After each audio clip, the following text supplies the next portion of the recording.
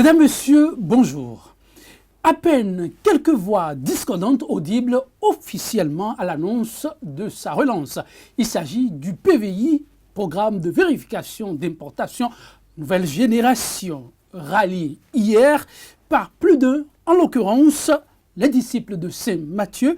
Il aura, sous sa nouvelle forme, été fièrement porté par ceux-ci.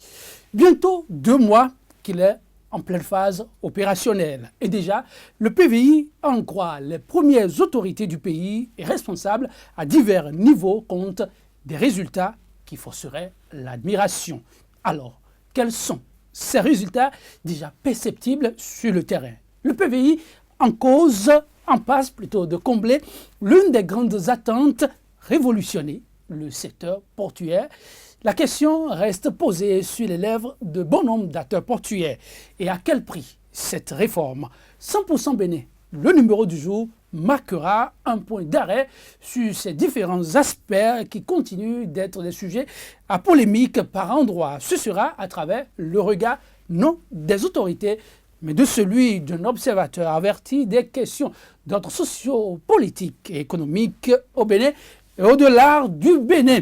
En face de lui, l'un des acteurs portuaires, principal thème au menu, relance et mise en exécution du PVI au Bénin, des perspectives heureuses.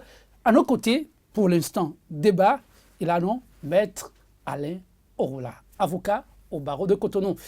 Il a vu de très près bon nombre de dossiers dont le PVI qui hier a fait couler assez d'encre de salive et qui aujourd'hui ne laisse non plus indifférent. Maître Alain Orola, bonjour. Bonjour Joël. Merci pour la disponibilité constante. Je vous en prie. Ça ne doit pas être aisé. Pas du tout, mais c'est un devoir citoyen. Beaucoup d'admiration pour cette disponibilité maintes fois renouvelée. En face de lui, un acteur portuaire, à défaut des importateurs qui pour l'instant préfèrent garder le silence. Nous recevons pour vous le président de l'association des jeunes déclarants et mandataires en douane du Bénin. Il a nom Marouf Salami. Marouf Salami, bonjour. Bonjour, monsieur le journaliste. Comment vous portez? Très bien. Très bien. Très bien. Ça, déjà rassurant avec un petit sourire aux lèvres. Améliorer les recettes publiques en faisant entrer toutes les tasses dues dans les caisses de l'État. Telle est la principale mission assignée au PVI, Programme de vérification des importations. Plus de mois après sa mise en œuvre, nombre de signaux ont été émis. Mais sont-ils tous porteurs des espérances dont devrait être porteur le PVI? Une grosse interrogation que nous allons donc passer au peigne. Enfin, je me retourne d'abord vers l'acteur portuaire Marouf Salami. 1 mois et plus après le lancement du PVI, beaucoup de satisfaction. Merci beaucoup. Merci pour l'invitation. Le plaisir de partager. Question d'actualité oblige. 1 mois après, ce truc a mis en place le système, contrairement à ce que nous entendons sur les réseaux sociaux et sur les places publiques, ce que nos politiciens racontent un peu partout, c'est le contraire. Puisque quand vous allez au port, vous allez constater qu'il n'y a plus d'activité. Les clients fuient notre port, probablement, et les importateurs même sont en train de penser comment faire pour même quitter le port. Parce qu'aujourd'hui, tout coûte cher, contrairement à ce que les gens disent. Surtout les produits de première nécessité. Donc, dans les produits de première nécessité coûtent déjà cher du fait du PVI. Oui, très bien. Oui. Okay. Allez-y. Okay. Parce que, bon, nous en donnons un exemple tout de suite. Et je prends le cas des volailles importées. Il y a une décision qui touche ce produit-là. Donc, parce que ça coûte cher. Quand vous lancez dans le système de PVI, du Bénin Contrôle, quand ils vous donnent la valeur, ça coûte cher. Et quand il y a agressement dedans, la douane a vu juste de les appeler et de dire à ces importateurs de commencer à prendre la valeur fichier. Non, c'est quelle nouvelle ça? La douane a rencontré les acteurs de ce secteur? Oui, ça là, c'est dans notre domaine. Parce que nous savons de quoi nous sommes en train de parler. Parce qu'aujourd'hui, même aussi Bénin Contrôle donne les valeurs, il y a des importateurs qui crient. Parce que nous avons rencontré plusieurs, même hier également, j'ai rencontré d'autres qui m'ont dit que vraiment que ça ne va pas. Qu'ils préfèrent passer par Lomé, ils préfèrent faire les affaires au Togo. Mettre à l'euro là, c'est pour booster l'économie et surtout faire du port autonome de Cotonou l'un des ports les plus rentables que le PVI a été annoncé. On est revenu avec quelques ajustements pour permettre à ce que hier, les performances qui n'ont pas pu être atteintes puissent l'être aujourd'hui. Vous avez beaucoup de retours, votre position d'observateur. Quels sont ces retours qui vous parviennent? On vit les choses et je me dois d'être très honnête et objectif. D'ailleurs, je suis systématiquement honnête, hein, même si je ne suis pas toujours objectif, sur ce dossier, pour admettre que toute réforme met du temps à produire les effets positifs qui en sont attendus. Donc, c'est tout à fait normal qu'il y ait des grincements de dents, qu'il n'y ait pas encore la courbe ascendante et qu'il faille laisser un peu de temps, 6 mois, 1 an, je n'en sais rien, avant de mesurer l'impact de ce PVI nouvelle génération. Et il faut également reconnaître que les grincements de dents sont d'autant plus légitimes que cette réforme ralentit certainement la sauvagerie qui règne au port puisqu'on importe tout et n'importe comment. Je crois que c'était une zone de non-régulation et qu'avec une nouvelle réforme, les contrebandiers d'antan ne trouvent pas tout de suite leur compte. Cependant, je suis très circonspect déjà sur la philosophie du PVI et sur la méthode empruntée. D'abord, il faut rappeler que le PVI a été promu par l'homme d'affaires qui a pour objectif de s'enrichir et dont le souci majeur, qui est donc celui de la rentabilité, l'a certainement emporté sur le désir de préserver l'économie du Bénin. Je ne sais pas si vous comprenez mon schéma. On vous suit, oui. Et l'expérimentation de ce PVI a conduit à une certaine brouille, puisque à un moment, les autorités légitimes de l'État de l'époque ont compris que ça n'arrangeait pas leurs affaires, que ça n'arrangeait pas l'affaire de l'État. Donc le PVI est critiquable déjà sur ce point. Que fera l'homme d'affaires devenu chef d'État?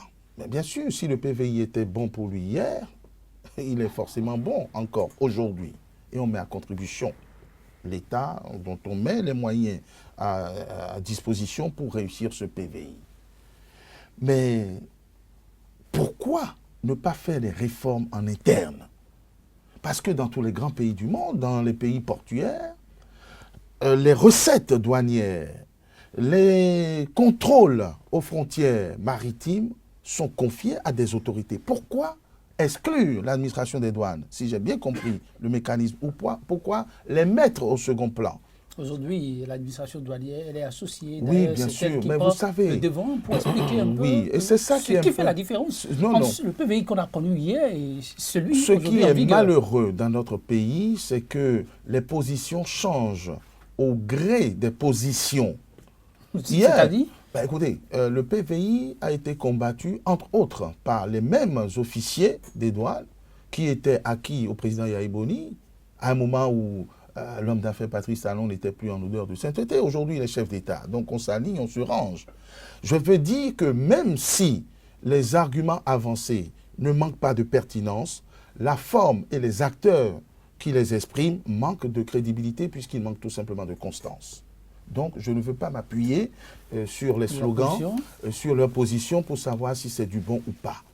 J'ai un a priori très défavorable sur le PVI, mais ma quête d'honnêteté voudrait quand même que l'on attende de voir les performances et les résultats avant de tirer des conclusions. Et parlons justement de performances et de résultats. Marouf, j'imagine que vous avez quand même des retours. Ces douaniers dont on a accompagné un peu le mouvement d'humeur, on peut dire de par le passé, à savoir qu'ils avaient été exclus de ce programme, mais aujourd'hui associés, ont signifié que depuis la mise en œuvre de ce programme, contrairement à ce qui se susurre par-ci, par-là, les recettes douanières commencent par mieux se porter. C'est vous qui le dites. Parce que si on voit... Parce que j'avais dit tantôt que les importateurs sont autour de notre pays. Sont autour de notre pays pour aller commencer leurs affaires au Nigeria ou au Togo. Mais entre-temps, il y avait un importateur qui est venu me voir pour dire au Togo qu'il a envie de sortir le lait pique 20 pieds à 5 millions. Mais ici, quand il est introduit dans le système de PVI, que ça soit 25 millions. Qu'il soit obligé de réexporter le produit vers le Togo pour vendre ça là-bas. Mais bon, il y a un Libanais qui nous a appelé, qui a dit qu'au Togo, que lui fait sortir les bonbons. C'est bonbons, hein? Bonbons, les bonbons de 25 francs qu'on vend là. Oui. Le conteneur de 20 pieds, que c'est à 5 millions. On lui a introduit ça dans le système de PVI, que ça soit 25 millions. Et qu'il est même sur le point de réexporter le produit vers le Togo. Cela veut dire quoi? Ça veut dire que la caisse de l'État est en train de souffrir en même temps, ce temps-là. La caisse de l'État est en train de souffrir parce que on ne comprend pas comment est-ce qu'ils donnent les valeurs. Les valeurs se donnent comment? Est-ce qu'ils ont associé les douaniers pour que... Vous avez suivi les douaniers? On les a suivis. Non, ce ne sont pas tous les douaniers qui sont pour obtenir contrôle. Quand on prend 100%, à peine 25% est pour obtenir contrôle. Mais qu'est-ce que vous en savez? Ce sont les responsables qu'on a vus au front annoncer. Vous avez suivi comme moi. Ce sont les responsables qui ont parlé. Pourquoi est-ce que le directeur de la douane ne nous invite pas au sein de travail? Non. Marouf Salami, je vous ai bien suivi. Vous dites que le directeur de la douane vous invite pas aux séances de travail. Je ne sais pas sur à quoi vous faites allusion, mais pour les informations que j'ai suivies... Il a peur qu'on dise... Non, clarifions ce que vous dites là. Pour ce que j'ai suivi jusqu'à récemment, ça a été officiellement annoncé que le directeur de la douane doit rencontrer les acteurs portuaires. Et j'imagine que tous les acteurs portuaires étaient conviés. Vous trouvez ça drôle? Quand on appelle acteurs portuaires, il y a plusieurs sortes d'acteurs portuaires. Il y a ceux-là qui disent la vérité et que la douane évite toujours de les rencontrer. Il y a ceux-là qui sont leurs amis, qu'ils invitent et quelque part ils vont rester pour dire que oui, ils ont rencontré les acteurs portuaires. Par exemple, ils ont montré au niveau des PAC les importateurs qui ont parlé de PVI. Moi, je les connais. Je les connais. Et c'est avec eux, j'ai parlé avec eux. Bon, donc la rencontre que le directeur a eue, ça n'a pas été inclusif. Avec ses amis et non avec les acteurs portuaires. Non. C'est avec les acteurs portuaires, nous allons dire la vérité, que ce n'est pas le moment d'amener ce système. Ce n'est pas le moment. Il y a un moment pour les réformes? Oui. Il faut que le poste se porte très bien. Parce que au moment où ils ont installé le système à Tran, vous savez ce qui s'est passé? Il y a des importateurs qui ont quitté le pays. Parce que, du coup, le transit a augmenté de prix. Et les 40 pieds ont augmenté jusqu'à 258 910 francs. Vous voyez un peu? Quand l'importateur va accepter à passer par le Bénin, ils sont obligés de passer par le Lomé. Ils sont obligés de passer par le Nigeria. Alors que le Nigeria est en concurrence avec le Bénin. Le Togo est en concurrence avec le Bénin. Et vous voulez quoi? Alors que nous sommes bien positionnés pour être un pays de transit. Aujourd'hui, le Togo est en train de prendre le monopole. Ouais, vous suivez l'actuel portuaire qui dit que la rencontre annoncée n'a pas été inclusive. Ça a été fait presque à la tête du client. Donc avec des chiffres officiels un peu au regard de certaines données qui forcément n'arrangent pas le Bénin. Comme toujours, ces rencontres sont pipées et on sait comment ça fonctionne.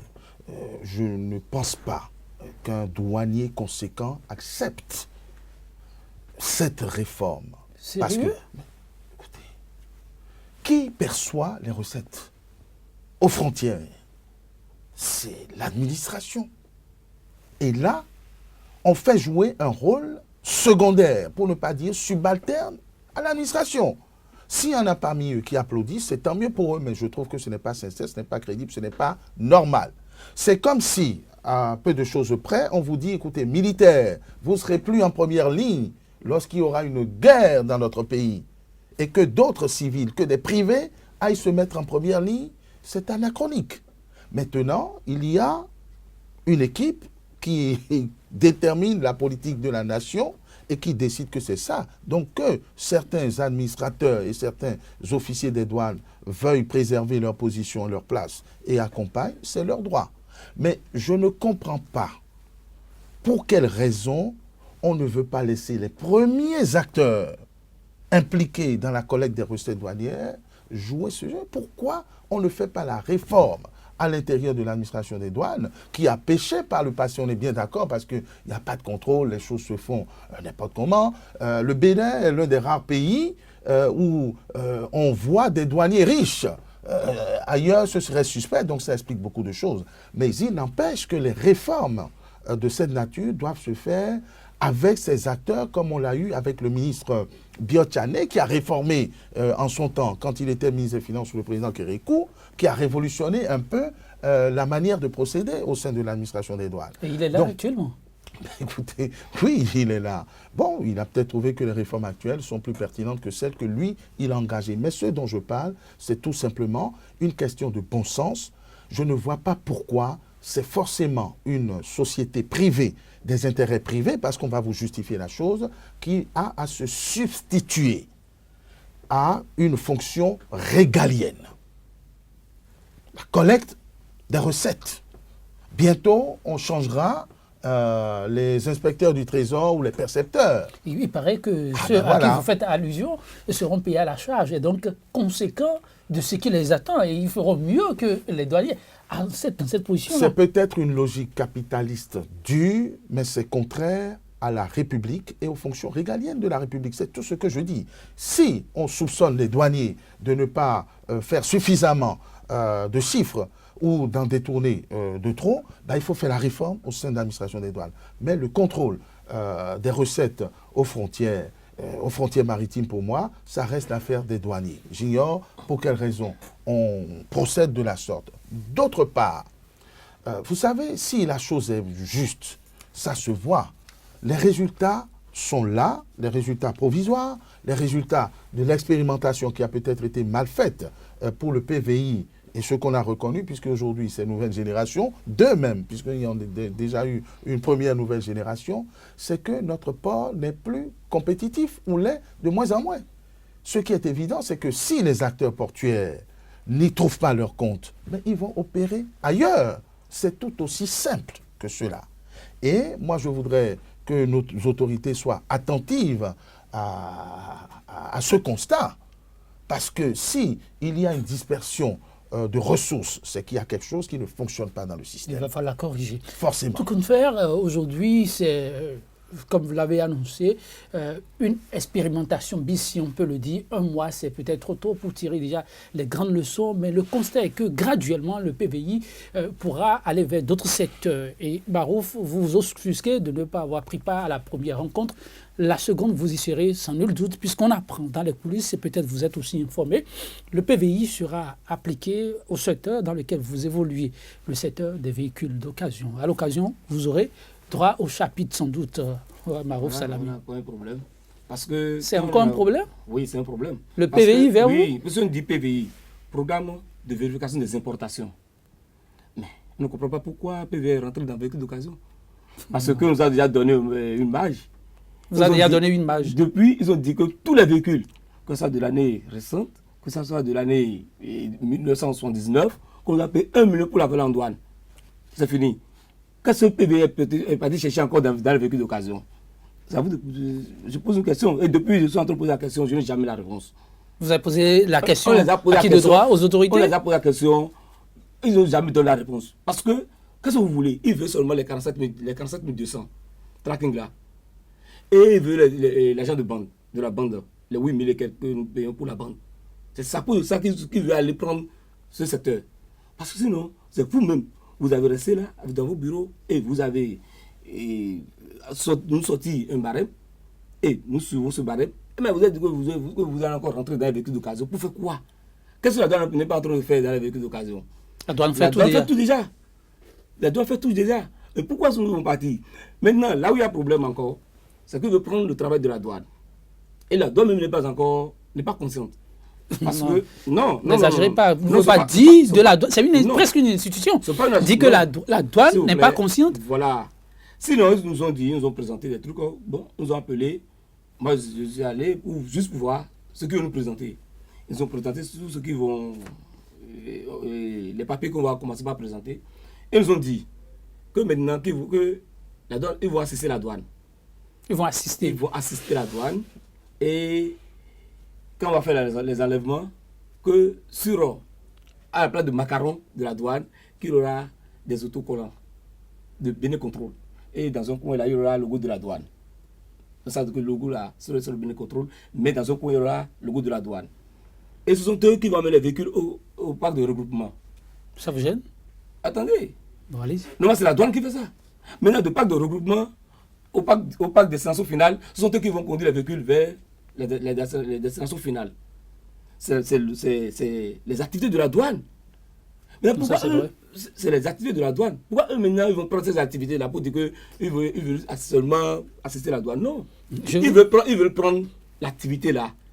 Et d'ici peu, vous allez voir ce qui va se passer. Parce que nous, on a déjà vu ça de loin, depuis. Et nous disons ça, que nous devons faire attention. Parce que Bénin Contrôle n'est pas venu pour alléger les tâches, mais juste pour alourdir les tâches. Maître Alain Rolla, vous suivez la portuaire dans sa démonstration. Mais ça peut s'entendre, l'homme de droit, que bon, à un moment donné, même dans mon rôle, je me rends compte que bon, je suis peut-être un peu soufflé. Je sollicite mon collègue, même s'il n'est pas journaliste, il est cadreur, pour lui demander de m'appuyer, pour accomplir humblement ma mission. Nous ne sommes pas dans ce schéma. Je n'ai pas le souvenir que l'administration des douanes ait appelé au secours. Au contraire, l'administration des douanes, lorsque cette affaire de PV est arrivée, a crié au scandale et ça a causé quelques soucis avec le chef de l'État de l'époque qui était totalement embourbé dans ses alliances. Non, la chose elle est simple. Je suis content que, au moins par mes coups de boutoir, je libère la parole chez l'acteur portuaire qui a dit le mot. On est en train de prendre le travail de l'administration des douanes. Et ce n'est pas nouveau. Bénin Contrôle s'était déjà imposé dans ce secteur jusqu'à ce qu'il y ait une brouille entre le promoteur de Bénin Contrôle, le patron de Bénin Contrôle et le président Yahi. Et Bénin Contrôle a été remplacé par une société qu'on appelle Ségub, qui a toujours vécu sur le racket des taxes sur les importateurs de véhicules, etc. L'homme de droit fait aussi attention à ce qu'il dit, j'imagine. Parce que ce n'est pas un impôt, c'est des taxes, ils appellent ça faux frais. Donc moi, je résume tout ça en disant c'est du racket, puisque l'État n'a rien à voir dans cette filière des véhicules d'occasion. Pourtant, on y collecte tellement d'argent qu'on en a même détourné près de 152 milliards en l'espace de 2 ou 3 ans. Cette affaire existe. Et donc, Bénin Contrôle reprend le contrôle de ce que Ségub a occupé pendant quelques temps. Maintenant, on trouve les bonnes formules pour s'infiltrer, s'imposer. L'analyse que je fais, moi, le bon citoyen béninois qui a sa grande gueule, mais pourquoi ne pas laisser l'administration des douanes faire ce travail? Quitte à ce qu'il y ait des réformes en interne, quitte à ce qu'il y ait de la surveillance, quitte à ce qu'il y ait du contrôle en interne. C'est toute ma question. Quel est l'intérêt d'imposer une société privée dans des attributions régaliennes? Oui, la liste ne restera pas à l'étape de question. Non, non, c'est une interrogation tout à fait légitime. Et même dans la logique mercantile la plus absolue, c'est-à-dire que si on reste dans une position en disant « moi, je ne suis pas socialiste, je ne suis pas communiste, je suis capitaliste » et il n'y a que par la gestion, par une société privée qu'on peut rentabiliser les choses, puisque c'est ça, n'est-ce pas, l'objectif. Mais je trouve que c'est une logique trop poussée pour un petit pays comme le Bénin, dont on peut encore laisser tout simplement les ressources gérées par les personnes formées, recrutées pour cela, quitte à stopper la gabégie que nous avons tous déplorée et qui est perceptible. Je dis qu'il y a anguille sous roche, mais c'est le pouvoir en place qui a décidé qu'on ira dans cette direction et je comprends que tout le monde n'est pas la force intellectuelle de s'interroger sur le pourquoi des choses. Oui, sur le pourquoi des choses, Marouf Salami, lui, continue de s'interroger. Est-ce que, avec un peu de recul, cela ne vous permettra pas, avec la présence de cette société privée, de souffler aussi un tout petit peu? Vous avez semblé prendre le devant de la douane en tant que citoyen, ça peut se comprendre, mais vous-même, en tant qu'acteur, là où le privé intervient, comme l'a signifié à plusieurs reprises, et montré les autorités au niveau d'autres sociétés, est-ce que ça ne sera pas aussi comme une bouffée d'oxygène pour vos sociétés? Bon, d'abord, Bénin Contrôle, on sait à qui appartient Bénin Contrôle. Et il est arrivé au pouvoir, et il a pu pouvoir pour détruire notre secteur. Non seulement détruire le secteur. Il n'a aucun intérêt à le faire, Marouf. Non, j'en vous dis tout à l'heure. Parce que quand il est arrivé, il a bloqué nos cautions. Non, jusqu'à présent, vous n'avez pas eu vos cautions? On n'a pas eu les cautions, il a bloqué les cautions. Et ils n'ont pas payé les cautions, ils ont dit que quand ils vont commencer le nouveau système, qu'ils vont commencer par nous décaisser l'argent là. Comment? Ils ont oublié les cautions passées et vont maintenant commencer par décaisser les cautions parce qu'ils ont commencé un nouveau système. Vous voyez un peu? Donc elle est venue pour nous appauvrir. Et nous, comme ça, on dit partout sur les écrans que quand avec Ben Contrôle, c'est un riche autour, c'est faux. C'est faux parce que chaque fois. Mais vous n'avez pas l'air de quelqu'un pauvre, hein? Votre tenue est... Non, c'est parce que vous m'avez évité. C'est pourquoi. C'est un habit de circonstance. C'est comme ça. Sinon, quand vous allez au port aujourd'hui, vous allez constater que les clients sont en train de fuir notre port. Même les clients ne viennent plus faire les achats ici au Bénin. Parce qu'ils préfèrent rester chez eux pour faire les achats. Parce qu'arriver ici, tout coûte cher. Tout coûte cher. Bon, ce n'est pas que je vais faire la promotion de quelqu'un quoi. Aujourd'hui, si ce n'est pas le receveur de la recette port Cotonou et son adjoint, vous allez voir encore ce qui va se passer dans les jours à venir. Parce que les clients sont mécontents. Parce qu'ils disent que s'ils viennent ici, ça dit tout coûte cher, ils ne savent même plus comment faire pour venir, même rentrer au Bénin. Quand ils rentrent ici, vous côtoyez aussi les pays frontaliers dont vous venez de citer le nom, le Nigeria en l'occurrence, et vous savez que le Nigeria vit un moment d'épreuve aussi. Ça peut s'expliquer. Jusqu'à preuve contraire, les clients préfèrent toujours passer par le Bénin. Parce qu'ils n'ont pas confiance à leurs compatriotes nigérians. Ils aiment toujours passer par le Bénin. Mais voilà que Buhari a dit qu'il ne veut plus les véhicules d'occasion passer par la voie terrestre pour rentrer dans ce pays. La mesure a entre-temps été revue. Jamais. Ah, c'est pas effectif? Non. Jusqu'aujourd'hui, aucun client ne peut pas. Donc ça a été juste un communiqué pour apaiser le peuple. C'est de la politique. Ils sont en train de faire la politique. Donc tout ce que... La politique s'invite aussi dans ce secteur. Mais le Bénin a la particularité de tout politiser. Et ce que j'appelle politiser reste noble. C'est plutôt de la politicaillerie. C'est-à-dire que les Béninois sont tellement paresseux dans la réflexion et dans la revendication qu'on leur sert tout et n'importe quoi et n'importe comment et ça goube. Alors il y a la politique... Donc je ne vous laisse pas poursuivre là. Les Béninois sont... Paresseux. Je suis poli. Je vais dire, ils ne se posent pas de questions. Vous voulez que je dise soumis?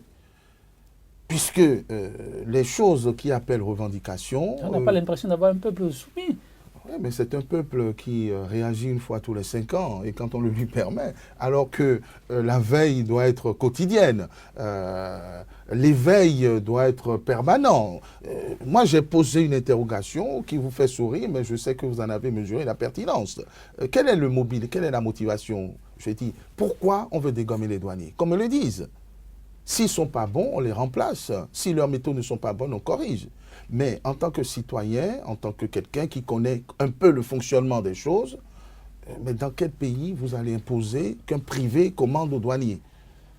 Dans quel pays, même le plus capitaliste, je crois que c'est les États-Unis, on prive de leurs prérogatives des corps d'élite qui ont été formés pour la mission.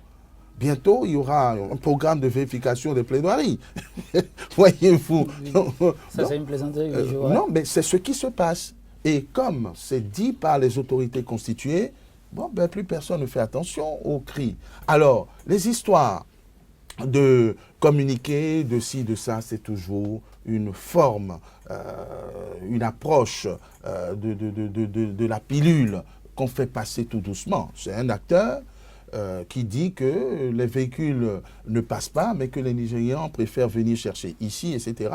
Il est sur le terrain, c'est un constat. Mais c'est aussi un constat pour nous autres analystes que tout ce qui a été annoncé ne trouve pas d'écho, même un an après la prise de pouvoir de notre président bien-aimé. Et les analystes comme moi se tiennent tranquilles parce qu'ils savent que le temps finit toujours par avoir raison des projets ou des réformes mal préparées, mal ficelées, mais qui sont assénées. Il ne nous reste plus que ça. En entendant que le temps peut-être donne raison à ces acteurs, mais il faut aller vite, il faut s'inquiéter si ce que vous dites est effectif.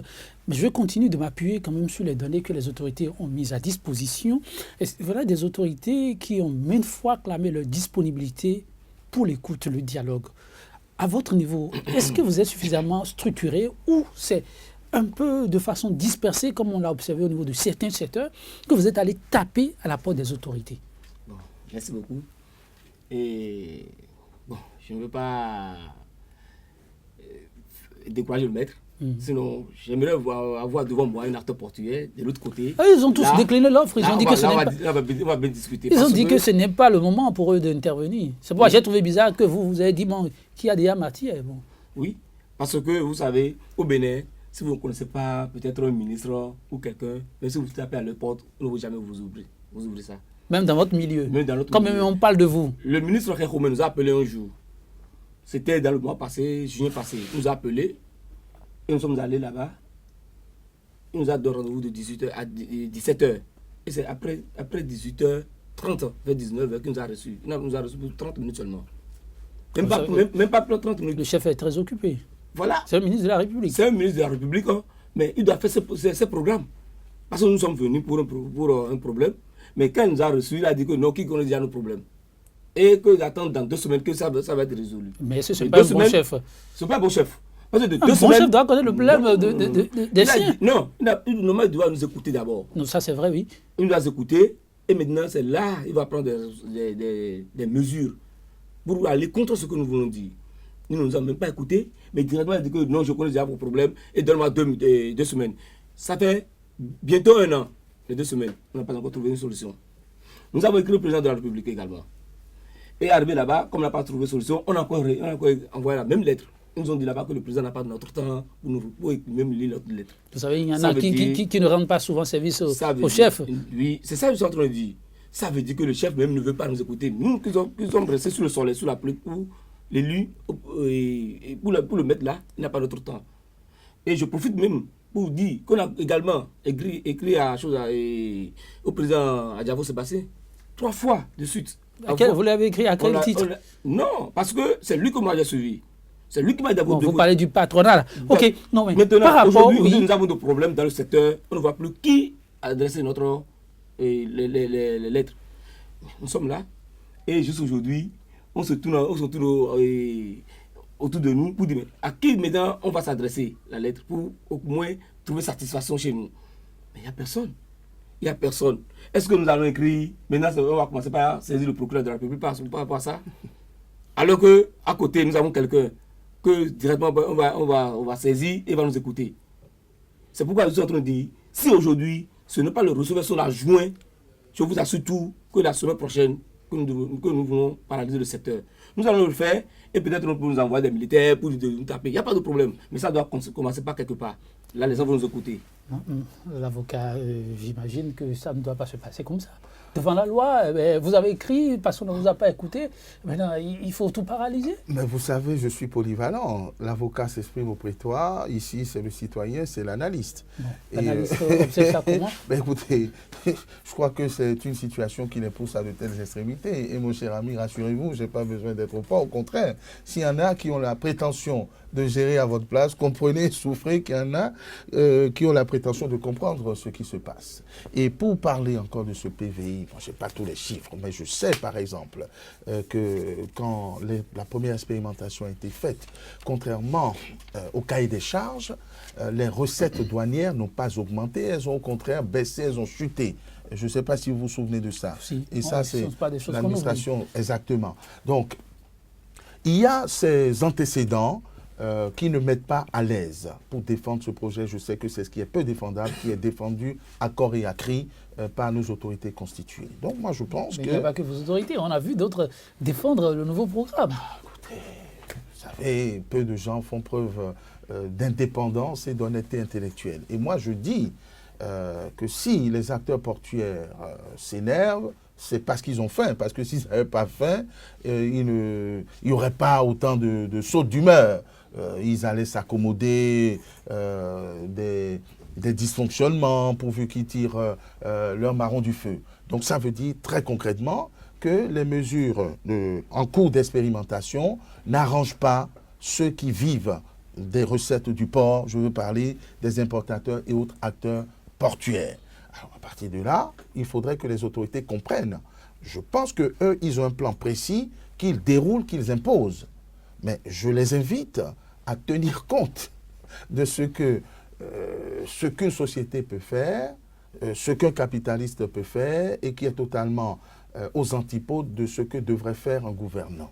Et que tant que la part des choses ne sera pas faite à ce niveau, eh bien, qu'il ne s'étonne pas qu'il y ait ces moments d'humeur qui finiront peut-être par remettre en cause la légitimité qui leur a été conférée. Oui, c'est 1 mois, bientôt 2, Marouf Salami. Et vous et les vôtres, vous ne pensez pas qu'il faut encore accorder un peu plus de temps au gouvernement, s'il faut aller directement au mouvement d'humeur? Vous dites qu'il n'y a pas suffisamment d'argent et déjà vous voulez aller vers une paralysie. Ça fait encore plus de problèmes pour le même port. Oui, parce que quand le gouvernement, quand vous privez de votre enfant la nourriture, qu'est-ce qu'il va faire? Il est obligé de hausser le ton. Pour que celui qui est au dehors de la maison, en tant que moi, qu'il y a quelque chose qui passe dans la maison. C'est pourquoi nous sommes en train de parler. Parce que ce ne sont pas uniquement les douaniers qui vont nous écouter. Il faut que les ministres également nous écoutent. Parce que le président qui est là, le président peut faire 1000 erreurs. Le président peut commettre 1000 erreurs. C'est nous de le corriger. De dire non, monsieur le président, ça ne va pas. Mais si nous ne corrigeons pas, nous continuons les mêmes choses avec le président, ça veut dire que nous sommes tous fautifs de ce qui va se passer demain. C'est pourquoi nous sommes en train de monter au créneau pour parler et nous voulons même faire une sortie médiatique pour faire des révélations. Parce que quand on parle de PVI, voilà un système est déjà résilié. Parce que normalement, pour reprendre le système, on doit lancer un appel d'offres. Mais comment est-ce que le ministre d'État chargé de la présidence a dit, il est venu dire que ce n'est pas un contrat résilié. Le contrat est bel et bien résilié. Allez faire les enquêtes. Vous parlez de Koupaki, mais oui. Vous savez que c'est lui qui a conduit le projet et c'est ce dont il parle. Le projet a été résilié, le projet a été résilié déjà depuis 2012. Donc vous voulez dire qu'il s'est trompé? Il s'est trompé, je ne sais pas s'il s'est trompé, mais il a fait économie de vérité. Il a fait économie de vérité. Allez, si vous voulez, je vais vous amener les preuves. Et vous allez voir, on a publié ça sur notre page Facebook. Parce que nous avons notre page. Quand on publie ce truc-là, on a publié ça on a cherché, on a trouvé. Il a été résilié, il a été remis en cause. Et Bénin Contrôle a été écarté du système.